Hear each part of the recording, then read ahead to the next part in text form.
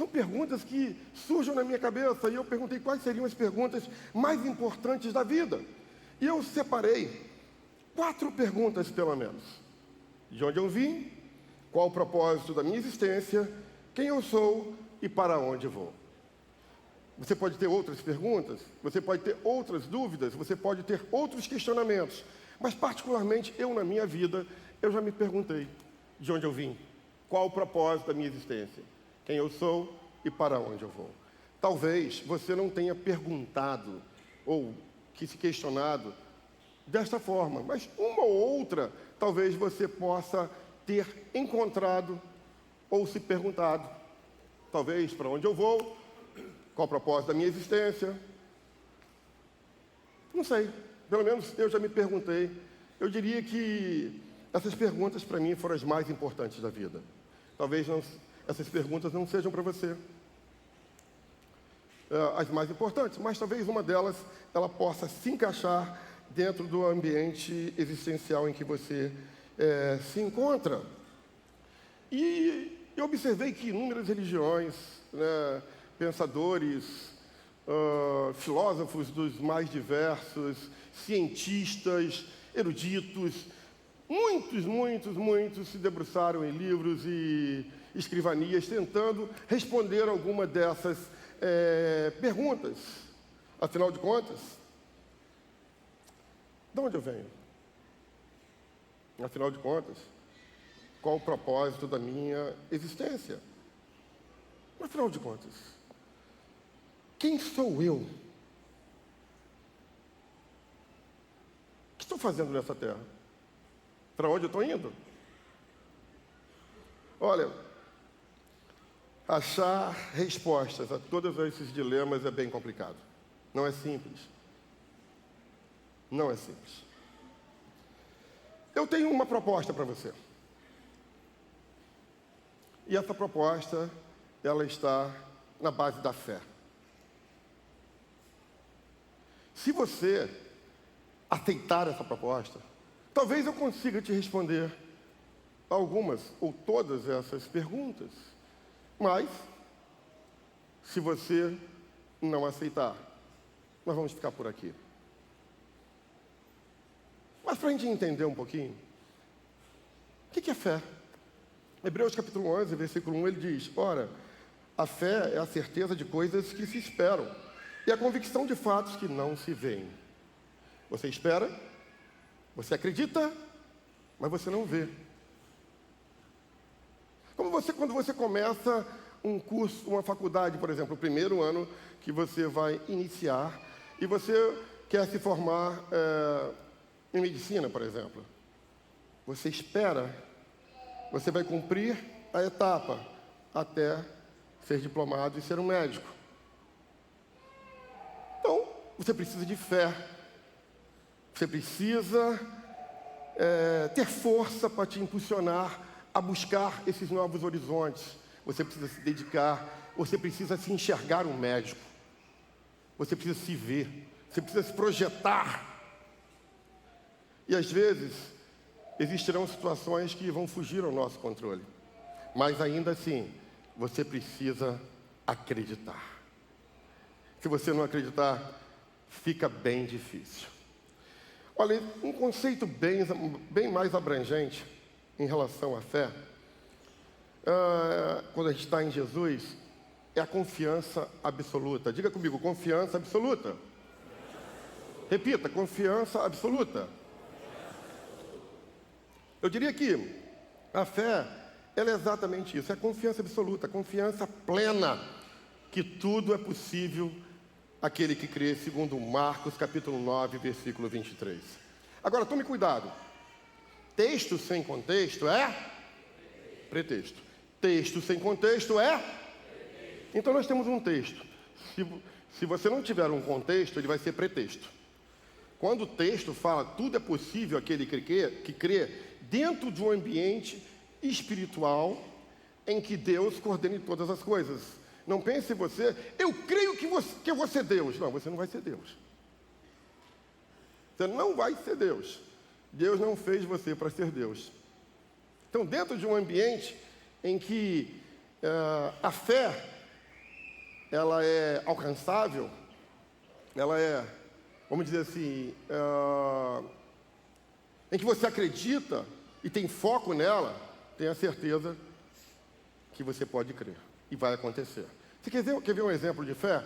Tudo que está aqui, a gente não tinha dinheiro, a gente não tinha um centavo, estava tudo numa situação crítica, estava tudo numa situação caótica. E vou dar um testemunho para vocês que eu dei para algumas pessoas, eu nunca dei para a igreja. Houve um momento em que o nosso dinheiro acabou.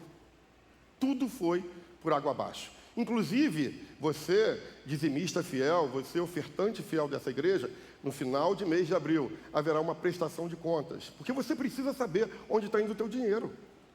Você precisa saber onde o seu dinheiro está sendo empregado, investido. É lógico que você está vendo tudo isso aqui, tem o sítio, tem projetos missionários, tem muitas outras coisas, mas é importante você saber disso.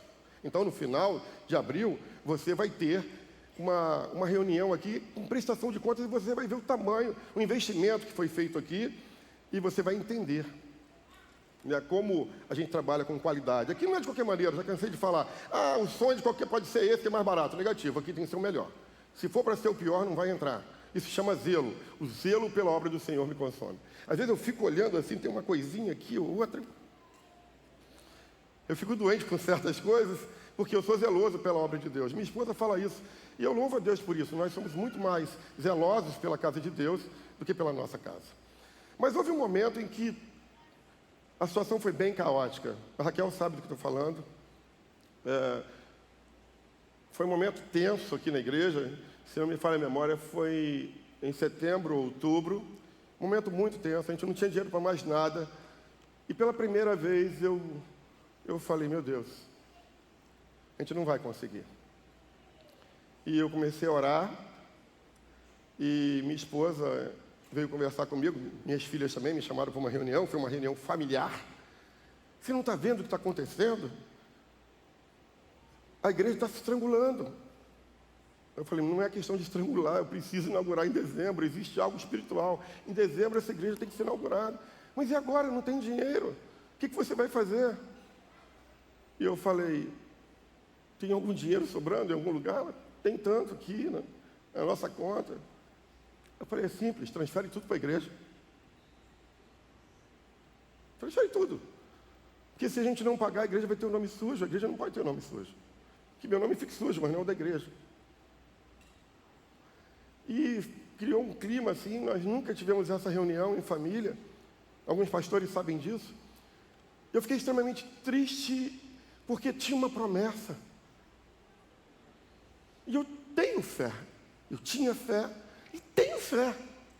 Isso vai acontecer. Eu tenho fé no pacto de paz. Quantos têm fé comigo no pacto de paz que vai dar certo, amém? Olha que coisa linda. Só que a dívida era tremenda. 70 mil reais. Enfim. Transferimos tudo para a igreja. Juntamos tudo, o pessoal, e lá em casa, eu estou falando com vocês, geralmente eu aumento para causar impacto. Não é o caso aqui, eu não estou aumentando. A dívida era exatamente essa. E eu disse o seguinte, semana que vem é outro tempo, amanhã é outro dia, vamos usar o cartão de crédito, seja o que for, seja o que Deus quiser. A igreja não vai ter o nome sujo, nossa família vai passar um aperto, mas tudo vai ficar bem. Fizemos isso. A conta da igreja foi paga, as coisas começaram a fluir, conseguimos um empréstimo, mas a nossa situação financeira era muito ruim naquele momento. E eu não recebo nada da igreja, eu sou doador da igreja, eu tenho voto, e meu voto eu não posso pegar nada, nem um centavo, nem que a igreja queira. Pagar dívida é uma coisa, empréstimo é outra coisa. Agora, eu não posso ter isso, é voto meu. Eu faço questão que todos saibam, tem pessoas que vivem da obra, essas pessoas são dignas e merecem receber, mas eu tenho voto. E nós ficamos muito preocupados. A família ficou, e eu entendo isso, eu nem tanto. 7 dias depois, menos que 7 dias, 5 dias depois, eu recebi uma ligação de uma pessoa que me devia há 10 anos, que eu tinha esquecido, ele não tinha esquecido, mas eu já tinha esquecido, eu dei como perdido. Essa pessoa me liga e falou assim: eu tenho uma boa notícia para você. Aquilo que eu devia, eu estou lhe pagando.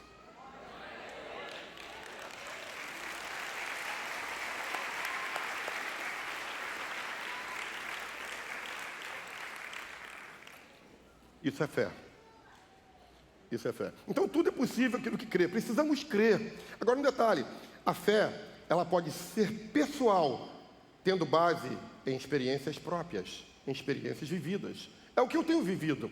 Eu tenho experiências próprias de fé. Você não pode viver da minha experiência. Você não pode viver da experiência da pessoa do seu lado. Você tem que ter a tua própria experiência. Eu provoco você a viver a sua experiência de fé com Deus. Sabe, houve um determinado momento em que, lá em João capítulo 9, versículo 25, tinha um cego. E esse cego era um cego de nascença. E esse camarada, ele foi atormentado pelos fariseus. As pessoas iam atrás dele. E de repente esse camarada é curado. E existe um cenário todo por trás que não dá tempo de eu contar aqui para vocês. Mas o pai dele é inquirido, os mestres da lei, os fariseus chegam: mas quem fez isso? Quem fez isso? E chega nesse rapaz e ele vira assim: olha, uma coisa eu sei, eu era cego e agora eu vejo. Quando você encontra Jesus, você tem que entender que Ele pode mudar todas as circunstâncias da tua vida. Você precisa ter uma experiência pessoal com Ele. Você não pode viver da minha experiência ou da experiência dos outros. Jesus quer ter uma experiência contigo, pessoal, amém? E você pode falar assim: quem sabe um dia eu era cego, eu não sei o que aconteceu, mas eu encontrei Ele e agora eu vejo. Então a experiência pessoal é importante. Esse cego, ele teve essa experiência. E aquelas pessoas que tiveram câncer e foram curadas? E aquelas pessoas que sem nenhuma explicação tiveram sonhos difíceis e desafiadores, quando viram tudo desabar, que parecia ser simplesmente uma catástrofe sem fim, e de repente chega uma luz no final do túnel. Às vezes você está 1 ano, 2 anos, 3 anos, 5 anos, 10 anos, e aguardando uma resposta, a resposta não vem, mas você está sobrevivendo. Você acha que isso é o quê? Isso é a mão de Deus sobre você. Isso é Deus trabalhando em você de uma situação pessoal e você não está percebendo. Você talvez já era para ter sucumbido, morrido, mas você não vai morrer enquanto Deus não cumprir tudo aquilo que Ele tem na tua vida. Eu não vou morrer enquanto Deus não cumprir tudo aquilo que Ele tem na minha vida. E sabe de uma coisa? Está só começando. Então vira para a pessoa que está ao seu lado, balança: Anselmo adora isso. Fala aí: está só começando.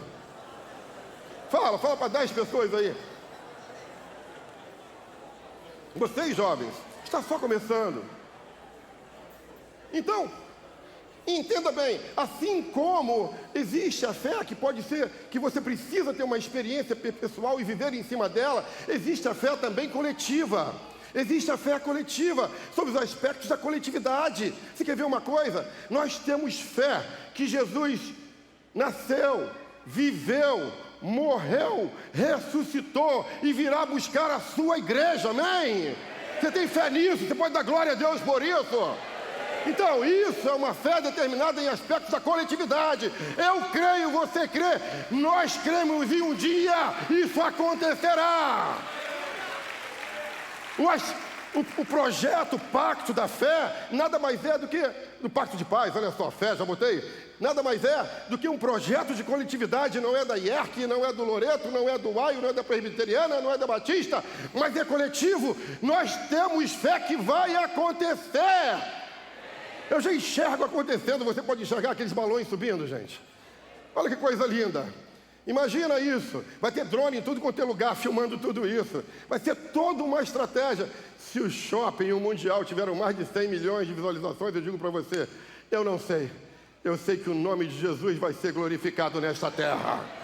E só depende de você, só depende de mim, só depende de nós, de uma forma coletiva, acreditarmos que isso vai ser possível, amém? Então vem com a gente, vamos orando e vamos em fé. Como surge a fé? Como surge? Como é que ela se posiciona? Eu acho que você, que não sabe disso, vai se surpreender, porque você está aqui vivendo isso, aprendendo isso. A fé, ela surge a partir do momento que você ouve a mensagem e o ouvir pela palavra de Deus. Romanos 10:17. Quanto mais você ouve, mais você tem fé. Quanto mais você caminha, quanto mais você está na EBD, nos grupos de conexão, participando ativamente da igreja, mais você vai aprendendo, mais você vai crescendo, mais vai tendo sede de aprender, e você vai querer ir para o seminário, e você não quer parar, daí a pouco você vai estar querendo aqui ministrar, né? Você vai pedir um dó, vai cantar em ré, mas tudo bem, aí você vai vir, vai participar da nova geração, aí daqui a pouco você vai vir aqui numa mensagem, como as mensagens que estão vindo, como o Fabinho, Danilo, essa galera nova aí, Gerard, Mário semana passada, por sinal, a Mário me deu uma colinha hoje, já vou falar sobre essa cola. Enfim, Deus está projetando coisas grandes, e quando você começa a entender esse posicionamento de Deus, e quando você começa a ouvir isso aumenta a tua fé. Aí você começa a sonhar. Aí os jovens, os adolescentes começam a sonhar. Opa, está aqui. Eu tomei posse. Amém? Então tome posse daquilo que Deus tem para a sua vida. Aprendendo a ouvir a palavra de Deus. Lendo e crescendo em sabedoria. Porque assim Deus vai nos levar a outros ambientes. E a gente vai aprender muito da palavra de Deus. A nossa fé só vai aumentando. Agora eu queria, depois dessa... Geralmente a minha introdução é bem curta, eu fiz uma introdução bem longa, mas agora eu queria responder algumas perguntas. De onde eu vim? Qual é a minha origem? Na verdade, existem duas propostas para essa questão. De onde eu vim? Qual é a minha origem? Uma delas é de Charles Darwin, que vocês conhecem muito bem. Os mais novos adentram nas universidades aprendendo um pouco disso. Inclusive, eu peguei o chat GPT, para quem não sabe, já peguei ele de novo, a terceira correção que eu faço com ele, vou pedir um royalties. Depois, se alguém quiser, vocês vão ver a correção que eu mandei em cima disso. Mandei para o David, aí eu acho que para o Danilo também. Então, pela terceira vez, cuidado com isso. Pregadores, cuidado com o pastor Google. Cuidado com o pastor Google. Cuidado com os GPTs da vida. Pode ajudar, mas pode colocar em grandes ciladas. Tome cuidado. Então, nada melhor do que você aprender, participar da escola bíblica dominical, entrar no seminário, estar na escola ministerial. Quantos estão na escola ministerial aqui? Levanta a mão. 80 pessoas na escola ministerial. 80 pessoas. Você pode dar um glória a Deus e aplaudir essa galera aí?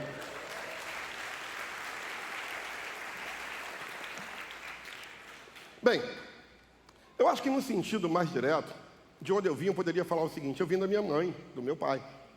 Eu tenho origem neles, mas não é bem por aí.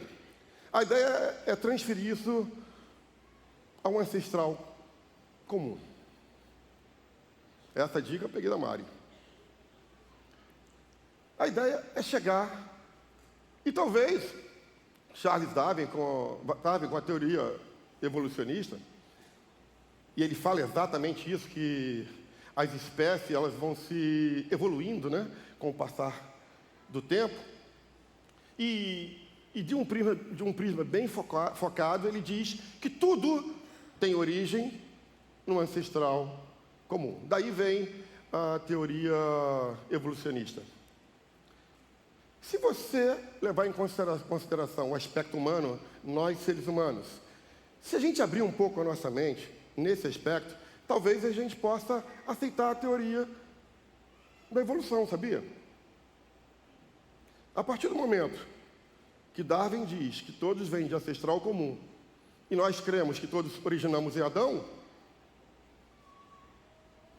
Adão foi o primeiro homem. Amém? Amém. Se eles fecharem com a gente está fechado nisso.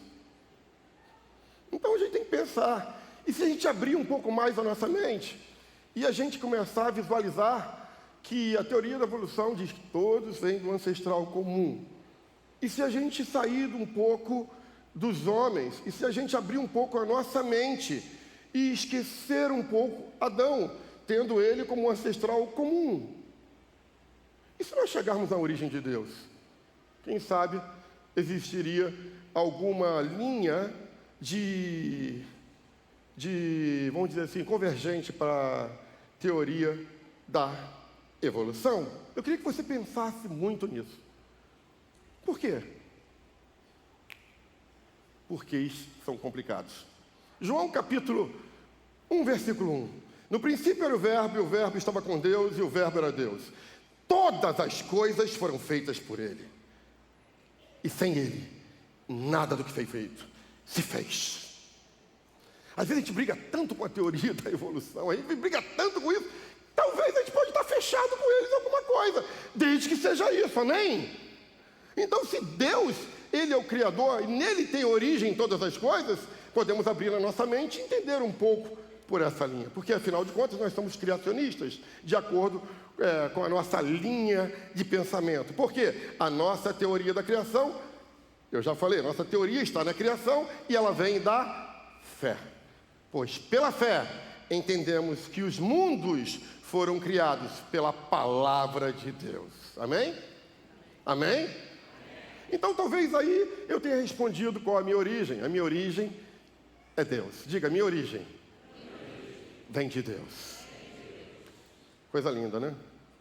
Independente de como você é, independente do teu jeitinho, se você tem olho puxado, cabeludo, careca, gordinho, magrinho, você vem de Deus, cara. A tua origem é celestial, meu. Já parou para pensar nisso?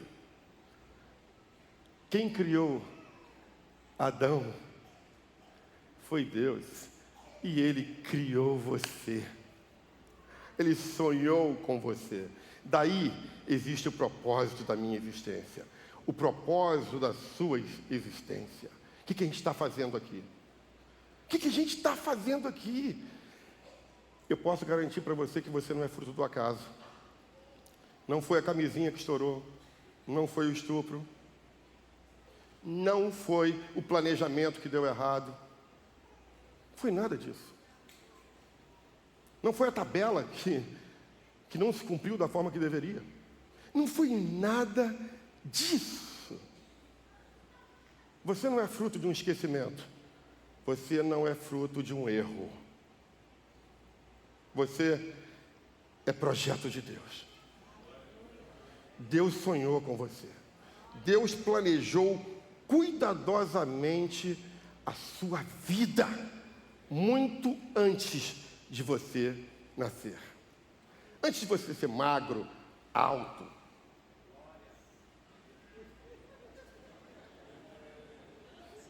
gordo e baixo, sem mais detalhes, Ele sonhou com a tua existência. Ele sabia que você viria. Olha que diz o Salmo 139, versículo 16. Os teus olhos me viram, a substância ainda informe. Não tinha forma. Os teus olhos me viram, substância ainda informe. E no teu livro foram escritos todos os meus dias, cada um deles escrito e determinado, quando nenhum deles havia ainda. O versículo 13. Tu criaste o íntimo do meu ser e me teceste no ventre da minha mãe. Para com esse negócio de autocomiseração. Para com esse negócio. Eu queria morrer. Eu já pensei. Deixa eu fazer uma pergunta para você. Alguém já orou para morrer aqui? Levanta a mão bem alto. Levanta a mão. Quero ver quem tem aqui coragem. Bem alto assim. Bem alto, gente. Mantenha sua mão levantada. Não abaixa, não. Bem alto assim. Quanta gente já pediu a Deus para morrer, olha só. Lá na galeria, quantos jovens, quantas pessoas. Eu já pedi também. Senhor, me leva, me tira desse mundo. Você sabe por que Ele não fez? Sabe por quê? Porque você tem uma missão, jovem. Porque você tem uma missão, adolescente. Você sabe por quê? Porque você tem uma missão. Você não é acidente. Você é algo que Deus preparou. em determinado momento, Ele vai fazer de você um referencial de vida para alguém. Ele vai usar você de uma maneira sobrenatural. Se eu tivesse ouvido a voz do diabo há 15 anos atrás, eu teria dado um tiro na cabeça. Quando a minha empresa pegou fogo e tudo foi por água abaixo e 2 pessoas morreram. Naquele momento, era para eu ter tirado a minha vida. No momento que eu mais precisei, dos meus amigos, todos se afastaram. Mas teve um que falava: não desiste, não desiste, não desiste, não desiste. Ele está falando agora para você: não desista, não desista, não desista, não desista. Você é muito jovem. Deus tem muita coisa para realizar através da tua vida. Então, pega 2, 3 pessoas, como o meu pastor adora, balança essas pessoas e fala assim: não desista! Fala alto, grita com ela. Não desista, cara. Não desista. Não desista. Não desista. Agora, sabe por que você existe? Você sabe por que você existe? Você tem ideia por que você existe? Você tem ideia por que eu existo? Depois desse culto, para com esse negócio. Para com esse negócio. Está tudo errado para mim. Para com esse negócio, para com essa palhaçada. Neste mundo a gente vai ter aflição, não tem como fugir desses aspectos. A doença vem para quem é crente, a doença vem para quem não é crente. O mal vem para quem é crente, o mal vem para quem não é crente. Neste mundo a gente vai ter aflição, isso está na história, está na existência, você não tem como fugir disso. Agora, sabe por que você existe? Sabe por que você existe? João capítulo 15, versículo 16, a parte A dá a resposta: não foste vós que me escolhestes, ao contrário, eu os escolhi. Você existe porque Jesus te escolheu. Você não é um acidente, você não é um erro, você é o maior projeto de Deus nessa terra. Amém? Aplauda aqui em cima que é para Ele, aqui embaixo é para o homem, aqui em cima é para Jesus. Amém? Então você existe. Olha que coisa linda. Você existe porque Ele te escolheu. O objetivo da tua existência está escrito em Efésios capítulo 1, versículo 5 e no versículo 6, parte A e parte A. E nos predestinou para sermos filhos de adoção por Jesus Cristo e para o louvor da sua gloriosa graça. O maior objetivo da nossa existência. Nós estávamos cantando aqui: a tua igreja te adora, não foi? A tua igreja te adora. Vamos lá. Teu reino é sempre eterno.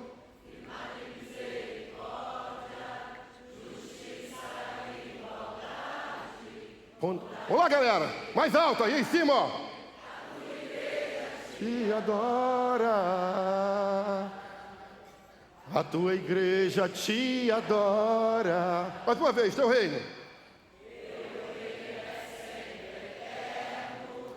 Firmado em misericórdia, justiça e igualdade, bondade e fidelidade. A tua igreja te adora. A tua igreja te adora. Propósito da tua existência. Mateus capítulo 4. Mateus 4, 10, a parte B. Ao Senhor teu Deus adorarás. É Ele que nós precisamos. Somente adorar o Senhor nosso Deus. Então, agora, quem sou eu? Considerando essa pergunta de uma forma bem simplória, eu diria que meu nome é Elcemar, por sinal não existe outro. Eu sou o único elcemar@hotmail.com. Primeiro. E onde eu vou, eu sou o primeiro. Se bem que depois eu descobri que tem algumas pessoas do sexo feminino que se chamam Elcemar, acredita nisso? Para com essa brincadeira que passou no ouvido, passou na mente de vocês. Para com isso. semelhança não tem nenhuma coincidência. Então, eu tenho algumas pessoas, eu conheci uma paraguaia, uma mulher paraguaia que se chamava Elcemar, descobri uma outra pessoa chamada Elcemar, enfim, uma outra mulher. Mas, considerando a pergunta de maneira bem simples, Elcemar, casado com Marisete,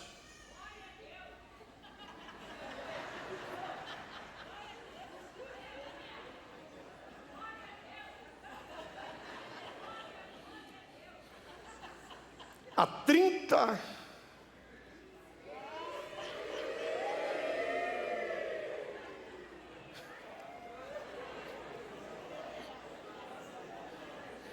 supletivo. Quantos anos, hein? 37 anos, eu acho. 35 ou 37, sei lá. Pai de 2 lindas filhas, Suelen e Evelyn. Avô, acredite você, embora não apareça, de 6 netos. Analisando essa forma simples de definir, eu diria que isso não é uma definição, isso são os meus papéis. Isso não é uma definição. São os papéis que eu estou exercendo aqui nessa terra, é o que o Senhor me concedeu. Sou pastor, nas horas vagas trabalho, bem que há muito tempo não tem salário. O meu maior sonho, talvez, não está nessa mensagem, mas talvez o teu maior sonho, talvez, você tem que orar muito para ver se Deus um dia vai realizar. Meu maior sonho é ser pastor de tempo integral. Já falei isso várias vezes. É o meu maior sonho. Há 20 anos eu venho pedindo a Deus isso, e até agora eu só ouço: a minha graça te basta, mas é o suficiente. Quem sabe um dia esse sonho vai ser realizado. Enfim, são papéis que eu exerço. Mas a pergunta que eu tenho em foco, ela se refere muito além daquilo que eu sou como pai, como avô, como pastor, como homem que trabalha, como essa pessoa que você conhece, essa pessoa linda, maravilhosa, forte. Eu me refiro à minha essência, eu me refiro à sua essência. Eu me refiro a quem somos nos bastidores da existência. A quem somos de fato, quando a gente se olha no espelho. Quem sou eu? Quem sou eu? A pergunta é estranha, porque ela remete ao presente. Quem sou eu? Ela não diz quem fui eu, ou quem será eu. Ela diz quem sou eu. Quem sou eu agora? Quem sou eu nesse momento? Quem é você agora? Então essa pergunta, ela vai se transformando de acordo com o momento. Há 10 anos atrás, se eu perguntasse quem eu era, eu falava que eu estava quase careca e numa situação complicada. Hoje, quem eu sou, já fiz 5 transplantes de cabelo, já fiz algumas coisas, já teve algumas modificações. Tem gente que não consegue, está acabado mesmo.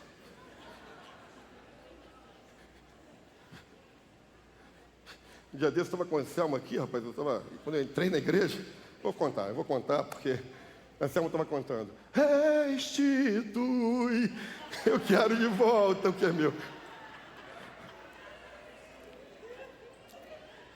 Parceria.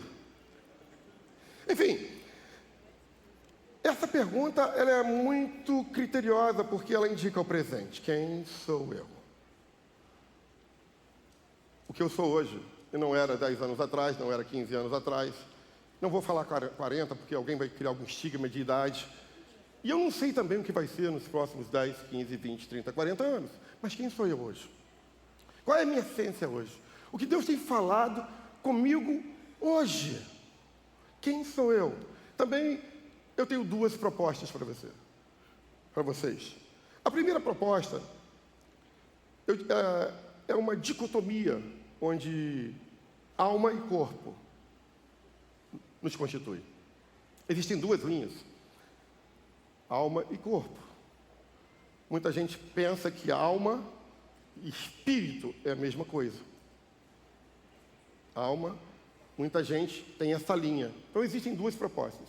Muita gente crê que alma e espírito é a mesma coisa. E tem o nosso corpo. não é como você, que é a tua matéria, que é aquilo que você, como eu te vejo, da forma que a gente se vê com os nossos olhos humanos. E tem uma tricotomia, que ela vem de espírito, alma e corpo. Espírito, alma e corpo. Então, a dicotomia, onde o corpo é uma coisa, alma e espírito é a mesma coisa, e uma tricotomia, onde espírito, alma e corpo são coisas diferentes. E, particularmente, nós da Reviver em Cristo, nós cremos nessa tricotomia, espírito, alma e corpo. São coisas diferentes. Por quê? Em primeiro lugar, o Espírito, ele é o sopro de Deus. Diga comigo, o Espírito é o sopro de Deus. Na verdade, é o fôlego de vida. É aquilo que nos remete ao Todo-Poderoso. E existe um versículo lá em Gênesis, lá no livro dos Princípios, capítulo 2, versículo 7, que fala exatamente sobre isso. Então o Senhor Deus formou o homem do pó da terra e soprou em suas narinas o fôlego de vida, e o homem se tornou um ser vivente. Deus soprou. Então nós acreditamos que o Espírito é esse sopro de vida. E alma? O que seria alma? Alma é a sede das nossas emoções, é o nosso intelecto, onde nós pensamos e armazenamos os nossos pensamentos. A alma em si, ela remete muitas vezes não, todas as vezes à nossa psique. Isso é a alma. E por fim, o corpo. O corpo é a nossa matéria. É a nossa matéria, é isso aqui. Que com o passar do tempo vai se deteriorando. Então você olha para o teu corpo, minha pele parece que 20 anos atrás, parece que eu tenho 20, 25 anos, mas na verdade eu tenho um pouco mais de 30. E quando eu olho para a minha pele, ela não é igual quando eu tinha meus 15, 16 anos. Para de rir que você vai chegar lá um dia. Tá bom? Você vai chegar lá. Estou vendo vocês rindo aí em cima. Enfim, o corpo é isso, é a nossa matéria. Mas também ele é algo muito especial. O nosso corpo, diga comigo, é o templo do Espírito Santo. E o apóstolo Paulo, em 1 Coríntios, capítulo 6, versículo 19, diz: ou não sabeis que o vosso corpo é o templo do Espírito Santo, que habita em vós, proveniente de Deus, e que não sois de vós mesmos? Então eu estou olhando para um templo do Espírito Santo. Eu estou olhando lá para cima com um templo do Espírito Santo. Tudo bem que tem algumas catedrais aqui presentes. Eu estou olhando para o templo do Espírito Santo, amém? Vocês estão olhando para um templo do Espírito Santo, amém? Olha quantos templos do Espírito Santo aqui existem. Por isso que você tem que cuidar bem do teu corpo. Para com esse negócio de, não, gente, vaidade, isso é vaidade, vaidade. Meu irmão, fazer unha não é vaidade, não. Isso é higiene. Isso é higiene. Ok? Colocar uma roupa bonitinha. Não é que seja vaidade, não. É você cuidar do seu corpo. Quando você vai malhar, é cuidar do seu corpo. Cuide bem do seu corpo. Tem muita gente que precisa cuidar bem do corpo.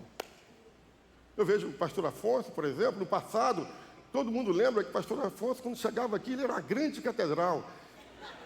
Ele levava todo mundo com ele. Hoje, fitness. Eu vou falar lindo, bonito, vai pegar mal pra caramba, né? Que não é. Mas ele se cuidou, porque é o templo do Espírito Santo. Dei moral.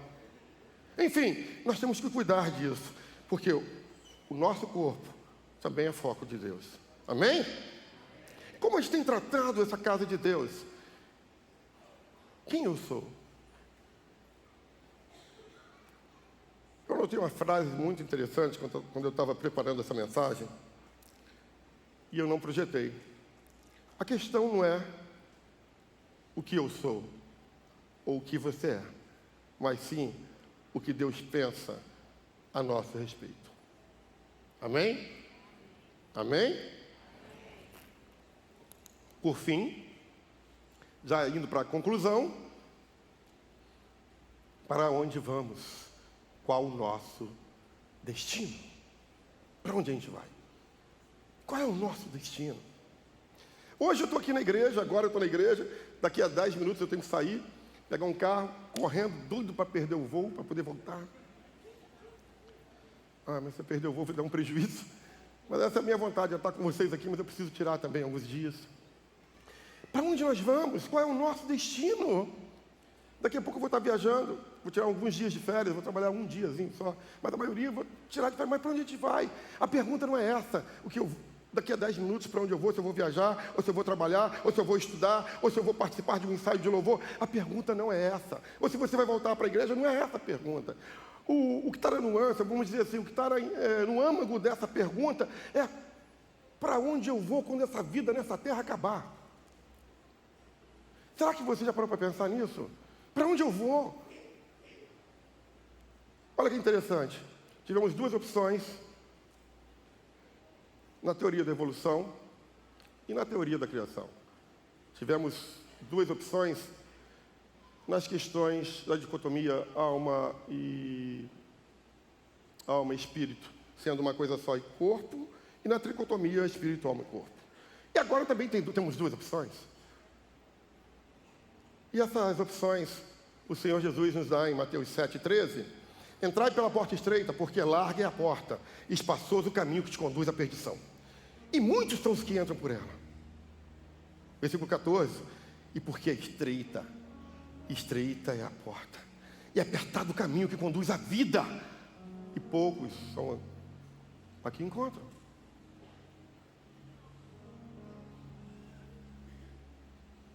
Eu vou te falar uma coisa.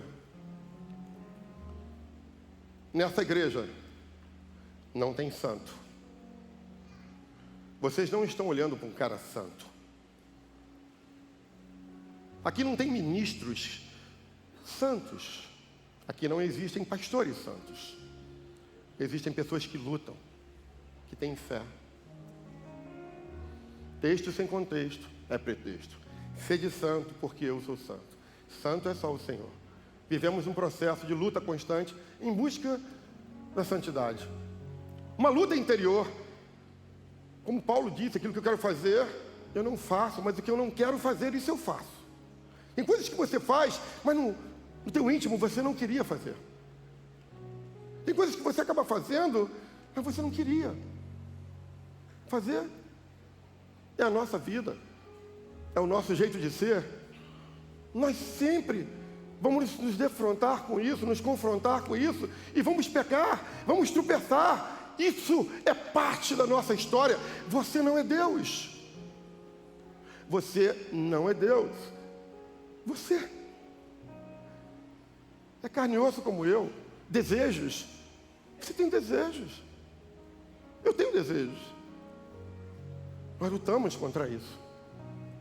Logo, essa comunidade não é uma comunidade perfeita. E se você é perfeito, esse lugar não é para você. É melhor você sair daqui. Este lugar são para pessoas imperfeitas. Pessoas que conhecem a dependência de Deus, que se ajudam, que olham para o outro, não é tacar pedra ou jogar uma flecha tentando ferir, mas ajudar a caminhar em luta de um objetivo. Porta estreita, caminho estreito, porta apertada, caminho estreito, por aí vai. Por que estou dizendo isso? Não existe santo. Quando você nasce, você já herda algo que chama-se pecado. Diga comigo, pecado. Diga comigo, pecado. Tenha medo de falar não, você herda isso. Romanos 3, 23, Paulo falou isso à igreja de Roma, diz o seguinte: porque todos pecaram e destituídos estão da glória de Deus. Todos nós pecamos. Eu pego toda hora, hoje eu já pequei. Hoje eu saí de casa, pequei. Mas de manhã cedo, já pequei. Vou pecar depois, talvez à tarde, amanhã. Faz parte da nossa vida. Você não tem como mudar isso. Agora, se a gente seguir a nossa natureza pecaminosa, ela vai nos impulsionar para o caminho da destruição, o caminho da porta larga, a morte eterna, o homem sendo separado da origem. A tua origem é onde? Onde é a tua origem? Onde é a tua origem? Nós temos a origem em Deus. Ele sonhou com cada um de nós, substância informe. E Ele nos permite, Ele mostra duas portas e dois caminhos. E fala, olha, você tem origem em mim. Você é criação minha. Eu te fiz, eu sonhei com você. E eu quero você. Mas eu te dou a opção de escolha. O meu caminho é apertado. Essa porta é estreita. Você tem que muitas vezes dizer não quando você queria dizer sim. Você muitas vezes vai ter que dizer, eu tenho que abrir mão disso, porque eu creio nisso. Porque a minha origem está nele. Ele nos coloca disciplina. Ele nos coloca diretrizes. Precisamos abrir mão de muitas coisas para seguir esses caminhos. É uma questão de escolha. Mas Ele quer que todos sejam salvos. Esse é o desejo de Deus. Olha o que diz 1 Timóteo, capítulo 2, versículo 4. Olha o desejo de Deus. Todos os homens sejam salvos. Esse é o desejo dele. É o desejo dele para a tua vida. É o desejo dele para a minha vida. É o desejo dele para a freguesia. A vontade de Deus para a humanidade é que todos entrem pela porta estreita. Mateus 7,14. Porque estreita é a porta, é apertado o caminho que conduz à vida, e poucos são os que entram por ele. Você pode ficar de pé? Mas Deus não nos obriga a nada. Deus não vai te obrigar a nada. O direito de escolha é nosso, o direito de escolha é seu. Porta estreita ou porta larga? Vida ou morte?